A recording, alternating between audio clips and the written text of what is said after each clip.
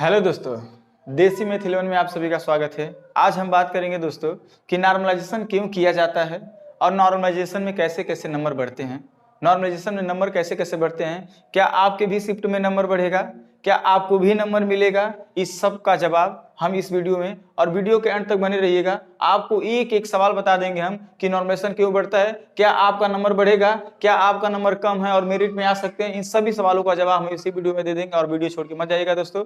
कोई चाहे लाइक करिएगा, सब्सक्राइब करिएगा या शेयर करिएगा, कुछ ना करिएगा, पर दोस्तों एक बात मान लीजिएगा, इस वीडियो को अंत तक बने रहिए। एक एक टॉपिक पे आप बात करेंगे, हम एक एक टॉपिक पे बात करेंगे कि नॉर्मलाइजेशन क्यों बढ़ता है, क्यों किया जाता है।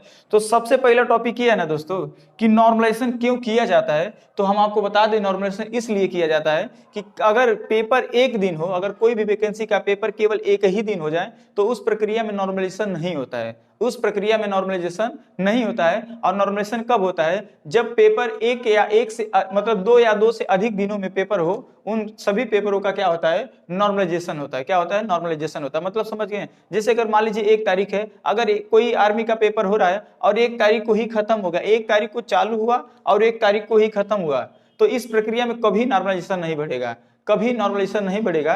तो क्या होगा, अगर आज 1 तारीख है, अब कैसे बढ़ेगा, आज 1 तारीख है, 1 तारीख को भी हुआ, 2 तारीख को भी हुआ, 3 तारीख को भी हुआ, मतलब 2 या 2 से अधिक दिनों में होगा या कई शिफ्ट में होगा, तभी इस प्रक्रिया में क्या होता है, नॉर्मलाइजेशन किया जाता है। तो अब बात करते हैं कि नॉर्मलाइजेशन, अब दूसरा पॉइंट मेरा होगा कि दूसरा पॉइंट होगा कि नॉर्मलाइजेशन में नंबर कैसे बढ़ते हैं।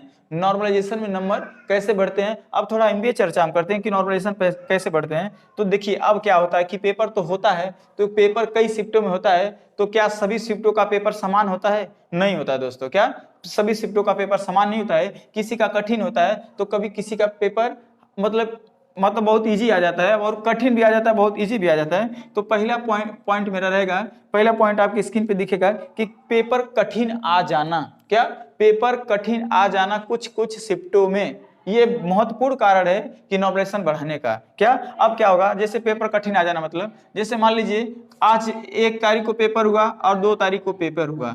अब मान लीजिए 1 तारीख को कुछ 30 क्वेश्चन, एक से लेके 30 क्वेश्चन तक किए, मतलब 30 प्लस क्वेश्चन तक किए। अब इस वाले शिफ्ट में लोग 25 प्लस क्वेश्चन किए। क्या, इस 1 से लेके 25 क्वेश्चन दूसरे वाले शिफ्ट में किए।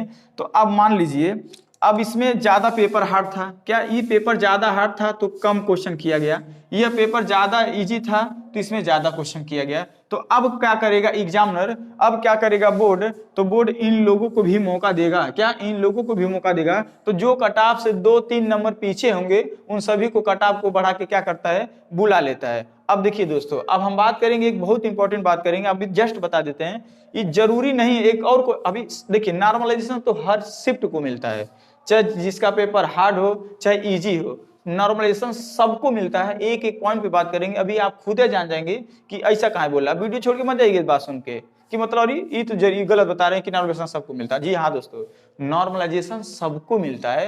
अब आपको एक एक पॉइंट बता देंगे ना तो आप खुद जान जाएंगे कि जिसका पेपर इजी हो चाहे कठिन हो, चाहे ज्यादा गलती किया हो चाहे न किया हो, नॉर्मलाइजेशन मिलता है तो सबको मिलता है। हाँ, कुछ कम कुछ ज्यादा, फिर कुछ ज्यादा कुछ कम, सभी का बैलेंस अब अभी हम इस वीडियो में समझेंगे, सभी का बैलेंस इस वीडियो में समझेंगे। तो इस प्रक्रिया में क्या करता है, इनको लेके इनके बराबर करने की कोशिश करता है, एवरेज करने की कोशिश करता है, इन बच्चों को कुछ लेने की कोशिश करता है। इस प्रक्रिया में इन वालों को नंबर बढ़ा देता है और इन वालों को नंबर नहीं बढ़ाता है। अब जरूर नहीं इनका नंबर, हम बता दिए ना, नंबर तो सबका बढ़ेगा, किस किस पॉइंट पे बढ़ेगा इस बात को करेंगे। अब दूसरा पॉइंट क्या रहेगा दोस्तों, मेरा दूसरा पॉइंट रहेगा कि क्या गलत प्रश्न बना देते हैं। अब देखिए क्या होता है एग्जामिनर, अब देखिए कैसे फिर नॉर्मलाइजेशन बढ़ता है। एक प्रक्रिया समझ गए, पेपर हार्ड आना, पेपर कठिन आना, इस प्रक्रिया में नॉर्मलाइजेशन होता है। अब दूसरी प्रक्रिया में नॉर्मलाइजेशन क्यों किया जाता है, बोर्ड क्यों करता है, कि पेपर कठिन आ जाना, पेपर गलत बना देना। क्या, पेपर गलत बना देना। जैसे मान लीजिए आप एग्जाम देने गए, आपकी शिफ्ट में कोई प्रश्न ऐसा है जो गलत है, ऐसा कोई प्रश्न है जो क्या है, गलत है, तो उन गलत नंबरों का क्या करता है, वो सभी को नंबर दे देता है। कुछ कंडीशन ऐसा होता है जो इनवैलिड बता देता है कि हम किसी को नंबर नहीं देंगे, वो भी बात करेंगे हम, वो भी बात करेंगे। तो उस कंडीशन में भी नॉर्मलाइजेशन बढ़ता है, यानी जो नंबर गलत दिया रहेगा उस सबको दे देगा, जो किया रहेगा या नहीं किया रहेगा वो बोर्ड निर्धारित करेगा कि हम जो किया है, जो टच किया उसको देंगे कि नहीं देंगे, वो बोर्ड बता देता है। तो इस प्रक्रिया में भी क्या होता है, नॉर्मलाइजेशन में नंबर बढ़ता है। अब क्या होता है कि क्या मतलब पेपर प्रश्न सही है, क्या प्रश्न सही दिया है, एग्जामिनर प्रश्न बोर्ड आपके जो पेपर आया है वो प्रश्न तो सही, एकाउ प्रश्न पूरा नहीं बात कर रहे हैं, जो प्रश्न सही है पर ऑप्शन गलत है। मतलब कोई प्रश्न दे दिया कि भारत की राजधानी कहाँ है, क्या भारत की राजधानी कहाँ है, तो ऑप्शन में मतलब ऑप्शन ही नहीं है नई दिल्ली, क्या नई दिल्ली ऑप्शन में ही नहीं है कि भारत की राजधानी नई दिल्ली, वो ऑप्शन में नहीं है। तो इस कंडीशन में क्या करेगा, उस कंडीशन में भी क्या करेगा बोर्ड, सबको नंबर देगा। उस कंडीशन में क्या करेगा बोर्ड, सबको नंबर देता है। यानी ऑप्शन सही होगा, प्रश्न सही है पर ऑप्शन गलत है, मतलब ऑप्शन कोई मैच नहीं कर रहा है, तो इस कंडीशन में वो क्या करेगा, आप सबको नंबर देगा। मतलब ये बोर्ड की गलती बता रहे हैं कि बोर्ड एग्जाम में क्या करता है। अब दूसरी बात, अब इसमें पॉइंट क्या है कि ज्यादा गलत प्रश्न करना, क्या ज्यादा गलत प्रश्न करना। दोस्तों देखिए, अब ये पॉइंट जो होगा ना, वो मेन पॉइंट होगा कि ज्यादा प्रश्न गलत करने से क्या नंबर मिलता है कि नहीं मिलता है। तो हम आपको बता देते हैं, ये दो प्रक्रिया होती है, इसमें ज्यादा गलत प्रश्न करने से नंबर मतलब नहीं मिलता है किसी को। ऐसा नहीं कि जो लोग कहते हैं कि ज्यादा प्रश्न कर देंगे तो आपको नंबर नहीं मिलेगा, हम दावे के साथ कहते हैं यह बात गलत है कि अगर कोई बच्चा ज्यादा अटेम्प्ट कर दिया, उससे गलती ज्यादा पाया गया, तो उसको नॉर्मलाइजेशन की फायदा नहीं मिलेगा। दोस्तों हम आपको बता दें, हर एक कंडीशन में ना 80 से 90% ऐसे कंडीशन होते हैं ना, जो नॉर्मलाइजेशन का फायदा वही उठाते हैं जो ज्यादा गलती करते हैं, जो ज्यादा गलती कर दिए होते हैं। आप कहेंगे क्या बात है सर जी, आप बहुत गलत बात बताइए। हाँ, गलत में दो बात हम बताएंगे कि क्या गलती करते हैं। हाँ, गलत प्रश्न पे क्या होता है, नंबर नहीं मिलता है, ये सही है, पर कैसे, गलत ऑप्शन पे नंबर नहीं मिलता है। जैसे दोस्तों मान लीजिए अगर आप पूछ दिया जाए एक उदाहरण दे दिया, भारत की राजधानी कहाँ है, मतलब भारत की राजधानी कहाँ है। तो अब देखिए, अब ऑप्शन में दे दिया, मान लीजिए एक सपोज मान लीजिएगा, अब ऑप्शन दे दिया कि राजस्थान दे दिया ऑप्शन में नई दिल्ली दे दिया। ध्यान से देखिएगा किसको कौन गलत करता है। ऑप्शन में नई दिल्ली दे दिया, फिर इधर गुजरात दे दिया, अब इधर दे दिया पाकिस्तान, क्या दे दिया, पाकिस्तान दे दिया। अब हम आपको एक मेन पॉइंट बताते हैं कि किसको नॉर्मलाइजेशन नहीं देता है, तो हम आपको बता देते हैं। देखिए, जो बच्चा गुजरात मारा होगा और जो बच्चा पाकिस्तान मारा होगा, देखिए नंबर गलत ज्यादा करने से जरूरी नहीं है कि नंबर वो नहीं देगा आपको, नंबर सबको देता है, पर कौन सा ऐसा आप आंसर गलत चूज कर लेंगे वो आपको नंबर नहीं देगा, वो हम आपको बता रहे हैं।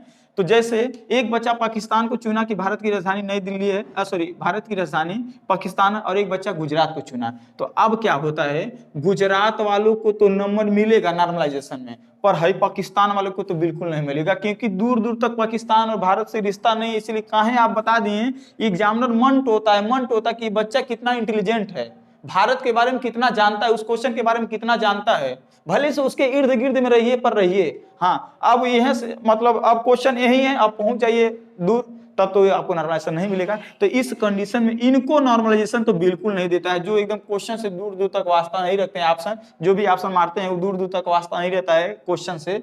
आज जो मार देते हैं गुजरात, भले से गलत है, इनको मिलेगा, इनको नंबर मिलेगा। तो आप समझ गए ना कि कौन से गलत पे नंबर नहीं मिलता है और कौन से गलत पे नंबर मिलता है। तो आप समझ गए होंगे कि अगर हम पाकिस्तान को अगर मारेंगे तो गलत तो ये भी होगा मेरा, पर इस पे नंबर नहीं देगा आपको, इस पे देगा गुजरात पे, क्योंकि आप इसके करीब में। तो एग्जामिनर एक मंट होता है, आप समझ गए, पहली बात समझ गए ना, ये बहुत इंपॉर्टेंट होता है समझना कि नंबर गलत कर। अब आप समझ गएंगे ना, ये मायने ये नहीं रहता कि आप कितना नंबर गलत किए हैं, कितना क्वेश्चन गलत किए हैं। मायने ये होता है कि जो क्वेश्चन गलत किए हैं, क्या क्वेश्चन के इर्द गिर्द में है, क्या क्वेश्चन के इर्द गिर्द में, क्या ऐसा प्रश्न आप ऑप्शन को नहीं टच कर दिए हैं कि जो ऑप्शन से दूर, क्वेश्चन से दूर दूर तक रिश्ता ही ना हो, दूर दूर का रिश्ता ना हो। तो जिस क्वेश्चन को आप टच करेंगे, जिस आप क्वेश्चन से कोई दूर दूर तक रिश्ता ना हो, तो उस पर नॉर्मलाइजेशन बिल्कुल नहीं देगा। नॉर्मलाइजेशन किस पे देगा, जब आप क्वेश्चन के इर्द गिर्द में रहेंगे। हाँ, भारत की राजधानी गुजरात हो सकता है, सबको सोच लेगा भाई चलो भारत के बारे में तो कम से कम जानता है, मतलब क्वेश्चन के बारे में तो कम से कम जानता है। अब हाई मार देगा पाकिस्तान और तो बिल्कुल नंबर नहीं देगा, गलत। तो अब तो आप समझ ही गए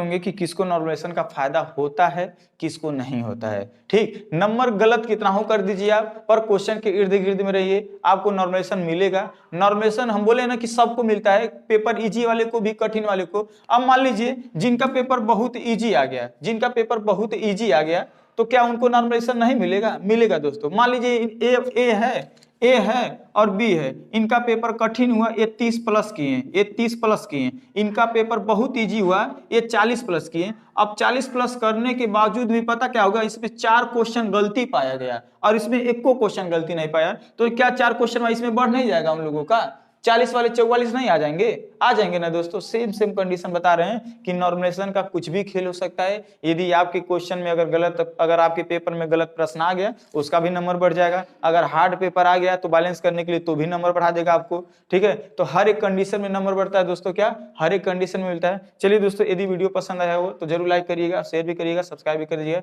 जय हिंद, जय भारत, जय इंडियन आर्मी।